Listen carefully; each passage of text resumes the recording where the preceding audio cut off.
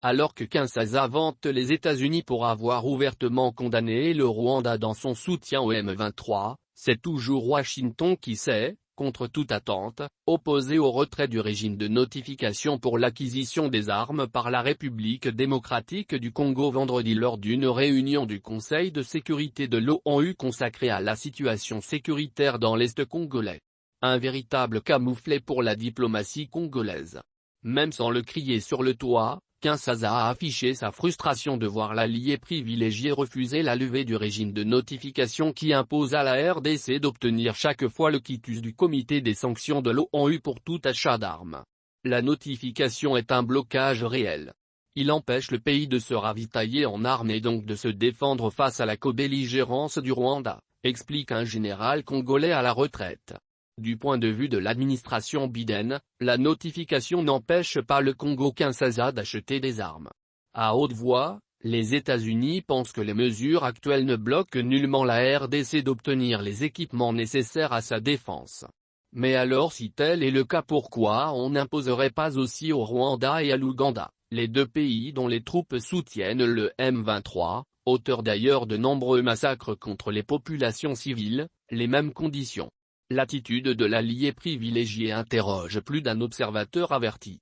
Il apparaît comme un refus poli dans un contexte où le secrétaire général de l'ONU, Antonio Guterres reconnaît solennellement que le M23 est équipé plus que même l'armée congolaise et les forces de la MONUSCO. En diplomatie, le message est passé. Un vrai partenaire ne maintient pas son allié dans une situation de fragilité.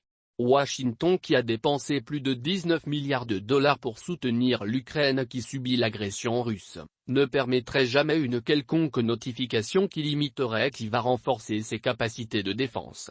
Cette politique de deux poids, deux mesures indigne les Congolais. Dans ces conditions, il sera difficile à l'armée congolaise de combattre à armes égales avec ses ennemis. Pourtant, elle est la seule constitutionnellement chargée de sécuriser les Congolais et de protéger l'intégrité du territoire national. Un expert militaire congolais s'interroge si la position de Washington ne serait pas une manière de laisser le Congo à la merci des armées de la région qui viendraient remplir ses prérogatives constitutionnelles. Il est aberrant, ajoute l'internationaliste Kakule Alain, sans véritable moyen de défense, de penser que Kinshasa, à qui on demande de prendre ses responsabilités pour neutraliser les groupes armés, va, par un coup de bâton magique, réussir ce difficile pari. Dans cet état de choses, il est impossible de voir le Congo sortir la tête de l'eau, a déchanté à New York un diplomate congolais qui n'a pas hésité de crier au scandale et au complot. Pour lui, le maintien du régime de notification signifie affaiblir davantage la RDC et permettre au Rwanda de poursuivre les massacres et les pillages. Les images des enfants tués, abandonnés et malnutris n'émeuvent pas les capitales occidentales. Seule l'armée congolaise peut éviter à la population un tel désastre. Cette situation voulue et entretenue dénote de la stratégie du Rwanda enclin à l'économie de la contrebande et ses réseaux à l'international, d'empêcher l'armée congolaise de monter en puissance. L'objectif, c'est de garder le géant Congo à terre pour pérenniser le pillage systématique de ses richesses.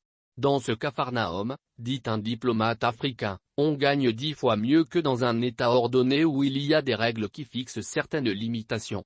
Au cours de cette réunion, seules la Russie et la Chine ont plaidé pour la levée de la notification. Moscou et Pékin ont insisté sur le fait que le Congo-Kinshasa devait disposer de tous les moyens pour protéger ses frontières. Aux yeux du diplomate chinois qui a pris clairement la défense de la RDC, il est illogique de maintenir la notification au moment où ce pays fait face à une guerre dévastatrice dans sa partie orientale. D'ailleurs, la Chine s'est appuyée sur plusieurs sources dont la MONUSCO pour faire constater que le M23 détient des armes plus sophistiquées que l'armée congolaise. Devant cette réalité de terrain, l'ambassadeur de l'Empire du Milieu a appelé à la levée du régime de notification pour permettre à la RDC de se procurer des armes pour se défendre.